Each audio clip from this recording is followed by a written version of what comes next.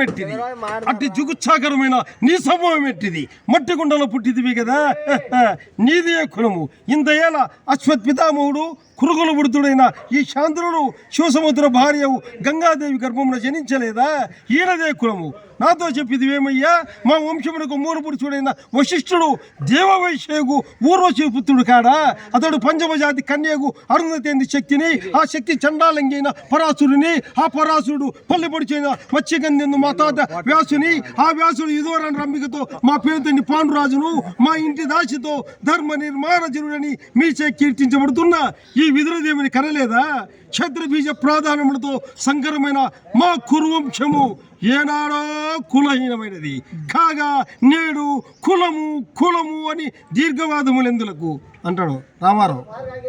నేను ముందే చెప్పాను తమ్ముళ్ళు చీకటి రోజులు వస్తాయనే నా మాట మీరు విల్లా పాలిచ్చే గేదెను పోగొట్టుకొని తన్నే దున్నబోతును తెచ్చుకున్నారో రౌడీ రాజ్యం వస్తుందని చెప్పాను. మీకు 70mm సినిమా కనబడుతుంది. ఈ దుర్మార్గుడు వచ్చాడు అన్న క్యాంటీన్లు నోటిగాడి తీసేశాడు తమ్ముళ్ళు.